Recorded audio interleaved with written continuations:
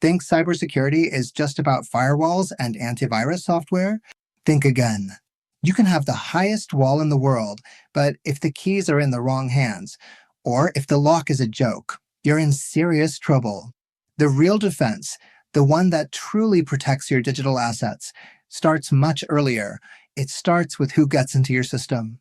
And I'm not just talking about people, but also machines and processes. Today, we're going to break down a fundamental part of digital protection, one that is often underestimated: identity and credential management, based on proven standards like the NIST Cybersecurity Framework. NIST, in its cybersecurity framework, dedicates an entire function to this, the protect function. It's all about implementing the right safeguards to ensure your critical services keep running. And within protect, there's a key category: access control, authentication, and authorization. PR.AC focuses on managing access for authorized users, services, and hardware. The golden rule? Do it in a way that is proportional to the risk of an unauthorized party trying to get in. But here's where it gets interesting. How do we know who's who in the digital world? This is where control objective PR.AC2 comes into play. This control, PR.AC2, has a title that already gives us a key hint. Identities are proofed and bound to credentials based on the context of the interactions. This means your digital identity, who you claim to be, and your credential, your access key, like a password or a certificate, must be firmly linked, and how that link is verified can change depending on what you're trying to do or where you're doing it from. Sounds logical, right? It's not the same to log in to view a restaurant's menu as it is to try to make a bank transfer. The level of identity proofing should be different. And speaking of different levels of proofing, how do we ensure that the person who initially registers is really who they say they are? The standard itself gives us the answer, and it's a critical point that many companies overlook at the beginning. Let's look at it right now. NIST CSF's PR.AC2 is super specific about this. The first key point it mentions is: verify the claimed identity of an individual at the time of enrollment using government-issued identity credentials, e.g., passport, visa, driver's license. This is fundamental. An email or phone number is not enough. For a robust level of security, especially when granting someone initial access, you must validate their identity with an official document. Why? Because these are credentials, physical in this case, with a high level of trust, issued by a validated authority, the government. This lays the foundation for all future interaction. But what happens once the identity is verified and the person has their digital key? That's where another huge mistake appears, one that puts even the best protection at risk, and that NIST also addresses directly. The second point that PR.AC2 underscores is crystal clear: issue a different credential for each person, i.e., no sharing of credentials. No sharing credentials. This seems obvious, but it's a surprisingly common practice in many organizations. The problem? If a credential is shared, you lose traceability and accountability. Who did what? Was it John or Mary who used the shared account? It's impossible to know for sure. This not only violates standards, but opens a massive door for attackers.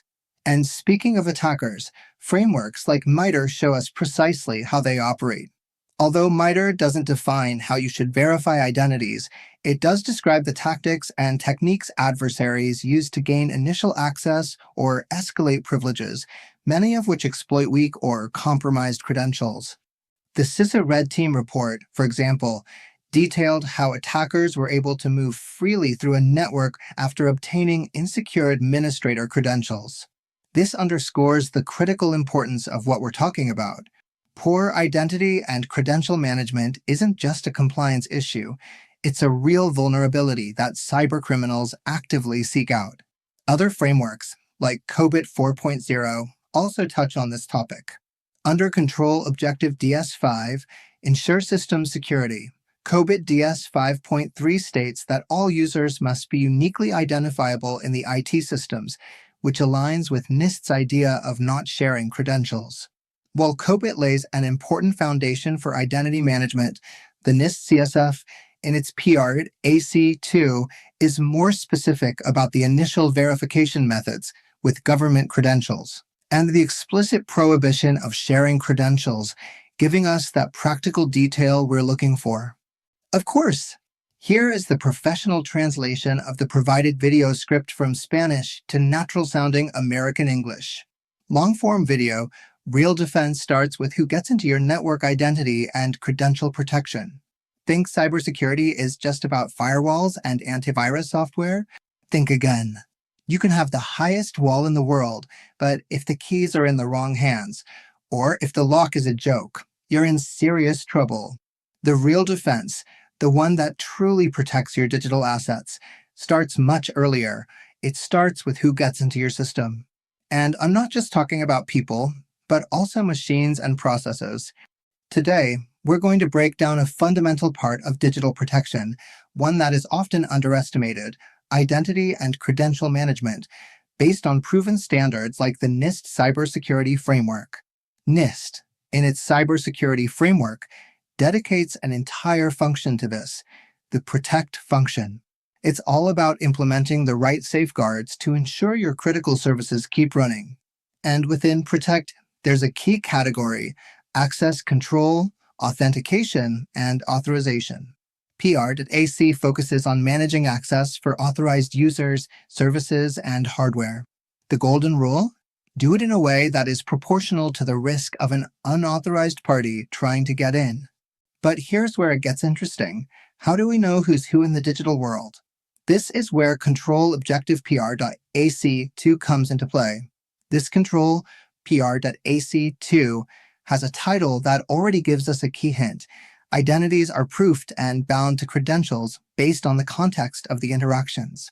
This means your digital identity, who you claim to be, and your credential, your access key, like a password or a certificate, must be firmly linked, and how that link is verified can change depending on what you're trying to do or where you're doing it from. Sounds logical, right? It's not the same to log in to view a restaurant's menu as it is to try to make a bank transfer. The level of identity proofing should be different. And speaking of different levels of proofing, how do we ensure that the person who initially registers is really who they say they are? The standard itself gives us the answer, and it's a critical point that many companies overlook at the beginning. Let's look at it right now. NIST CSF's PR.AC2 is super specific about this. The first key point it mentions is verify the claimed identity of an individual at the time of enrollment using government-issued identity credentials, e.g., passport, visa, driver's license. This is fundamental. An email or phone number is not enough. For a robust level of security, especially when granting someone initial access, you must validate their identity with an official document. Why? Because these are credentials, physical in this case, with a high level of trust, issued by a validated authority, the government. This lays the foundation for all future interaction. But what happens once the identity is verified and the person has their digital key? That's where another huge mistake appears, one that puts even the best protection at risk, and that NIST also addresses directly. The second point that PR.AC2 underscores is crystal clear. Issue a different credential for each person, i.e., no sharing of credentials. No sharing credentials. This seems obvious, but it's a surprisingly common practice in many organizations. The problem? If a credential is shared, you lose traceability and accountability. Who did what? Was it John or Mary who used the shared account? It's impossible to know for sure. This not only violates standards, but opens a massive door for attackers. And speaking of attackers, frameworks like MITRE show us precisely how they operate. Although MITRE doesn't define how you should verify identities, it does describe the tactics and techniques adversaries use to gain initial access or escalate privileges, many of which exploit weak or compromised credentials. The CISA Red Team report, for example, detailed how attackers were able to move freely through a network after obtaining insecure administrator credentials. This underscores the critical importance of what we're talking about.